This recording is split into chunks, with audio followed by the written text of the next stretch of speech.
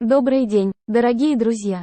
В эти январские дни разгара теплого австралийского лета в художественной галерее Нового Южного Уэльса при поддержке музея Гуггенхайма в Нью-Йорке открылась крупнейшая выставка одного из самых влиятельных европейских модернистов, отца абстракционизма, русского художника и основателя группы «Синий всадник» Василия Кандинского, на которой представлено более 50 его картин. Понятно, что ни одна фотография или видео не могут передать глубину и многослойность этих работ, их духовность, энергетику, яркость и вневременность. Однако, мы приглашаем вас в Сидней на виртуальную экскурсию, провести которую нам поможет главный куратор выставок несравненная мисс Джеки Дан. Выставка прослеживает всю необыкновенную жизнь художника. От начала творчества в Мюнхене в конце XIX века до возвращения на родину, в Москву, с началом Первой мировой войны, а затем работы лет, проведенных в Германии. И его последняя экспериментальная глава в Париже, завершившаяся смертью гения в 1944. Надо знать, что яркий, выразительный характер картин Кандинского вызваны способностью Василия Васильевича слышать цвета и видеть звуки. Это проявление синестезии, редкого неврологического состояния, которым, как известно, он обладал и которое позволяло ему получать непроизвольный опыт в нестимулируемом сенсорном пути. Знаковые полотна выставки — это «Голубая гора», 1908 год, картина с белой каймой, 13-й год, напоминающая о любимой Москве. «Плавучая», доминирующая кривая, 36-й, и «Композиция 8», 23-й. Которую Кандинский считал высшей точкой своих послевоенных достижений. До новых встреч, дорогие друзья! И всего вам доброго! Будем рады вашим лайкам, которые действительно помогают продвигать подобные программы в YouTube.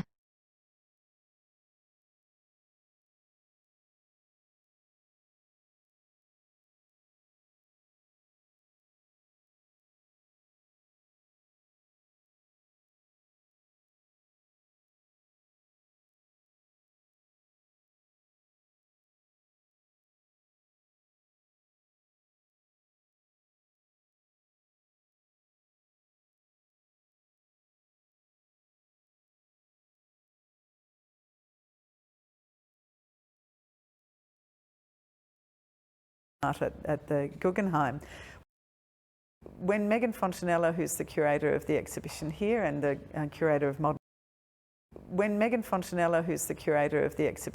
and the curator of modern art at the Guggenheim, was putting together her show in 21-22, which was really an attempt to, as they do reasonably often at the Guggenheim, but not for some time, really look at the kind of depth of Kandinsky's career. We talked earlier then about what would be possible for Sydney and how much of that extraordinary show could come. And there are certain elements that we can't travel for bequest reasons or for condition reasons, but we really managed to have this extraordinary heart of the oil paintings of Kandinsky.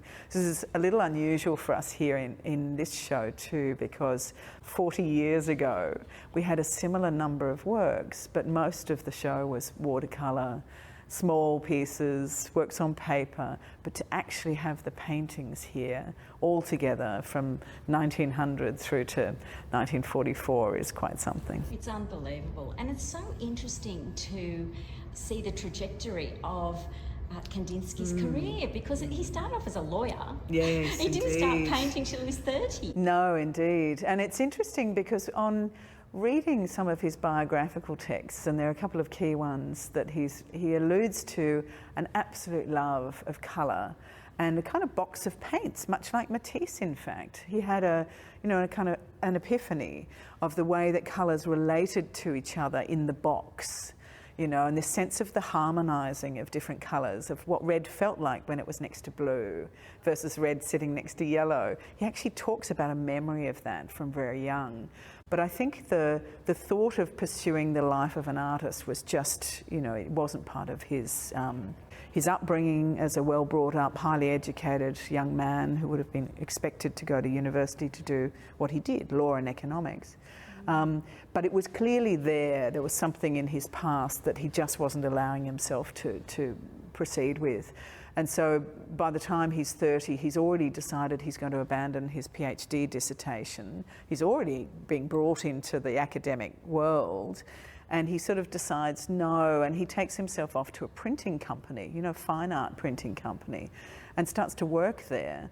And then it's almost as though, right, well, if I'm going to do this, you know. But he does have two very key moments just before he turns 30, and we can talk about what they were. Well, I think one of them was Monet's haystack. It was. So visiting show of French painting in Moscow, and he sees one of the haystacks.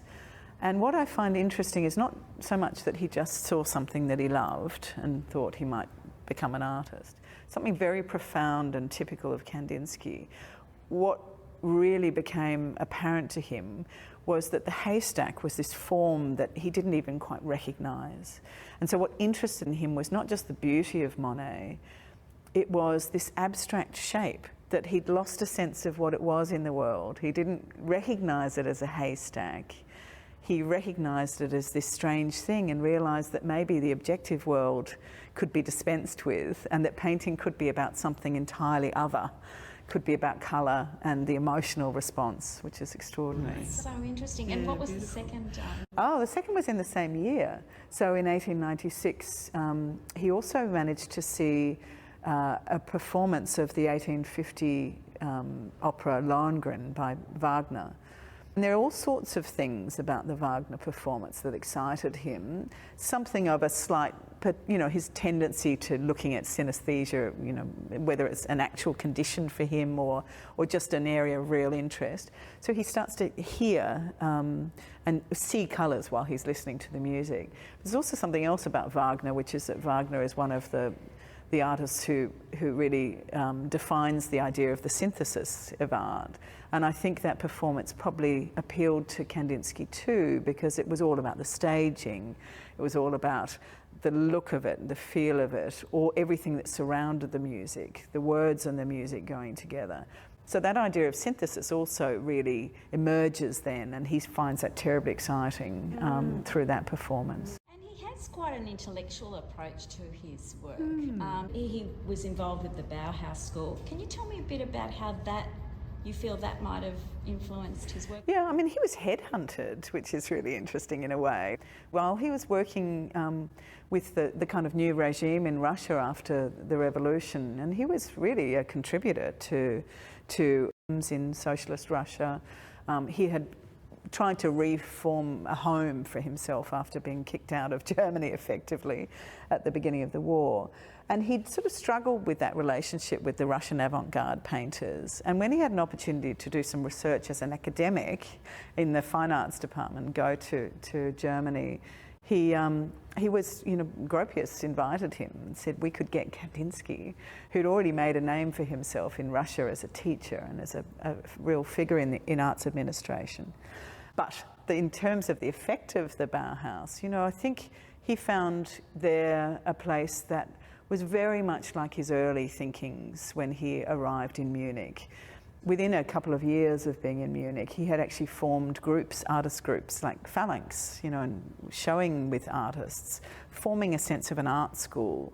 And it was one that believed in the synthesis of the arts again. It was the synthesis of traditional crafts, of drama and theatre meeting with painting, for example, and having this lovely kind of sense of immersion in a wider world of the arts.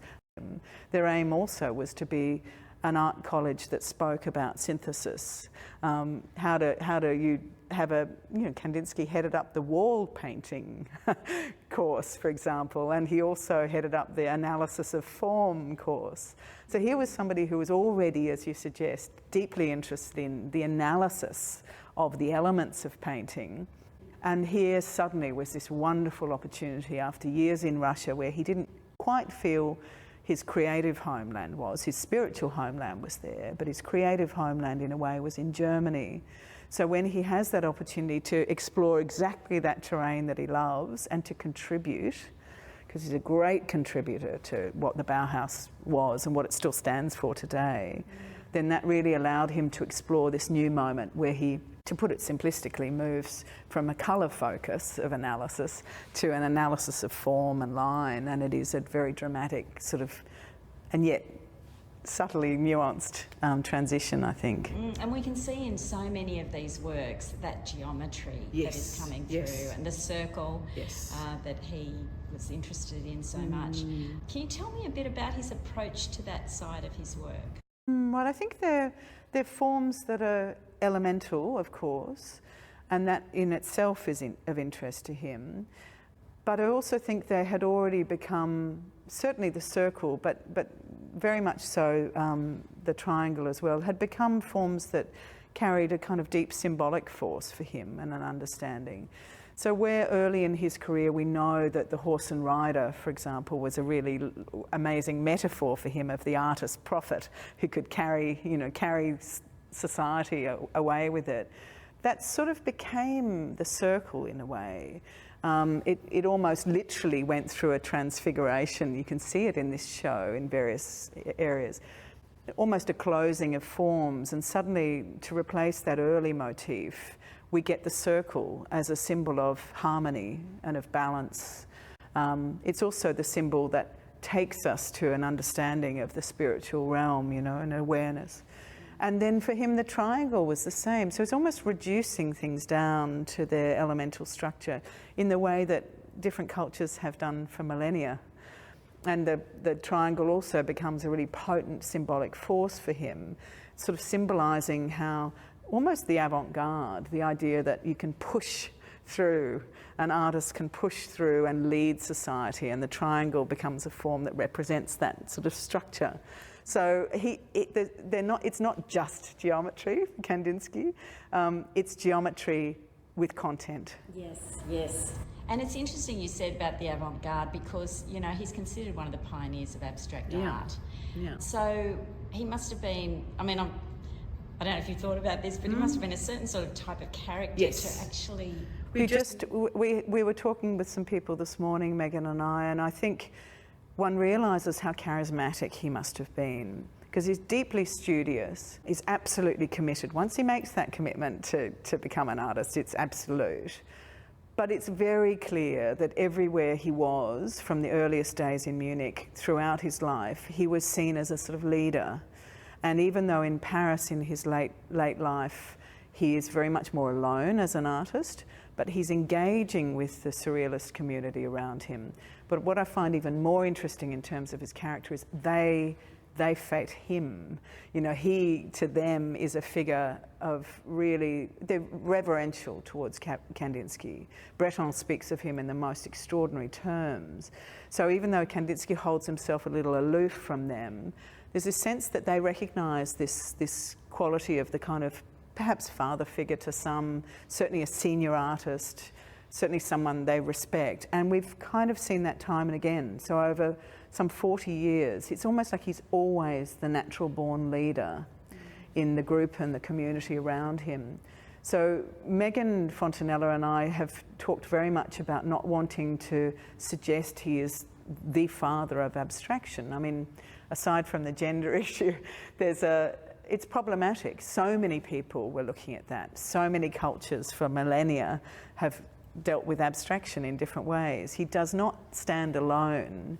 He's in community with other artists exploring that. And yet there's something in his character clearly where he seems to be the one who draws out so many of the threads. He's the one who theorises those ideas.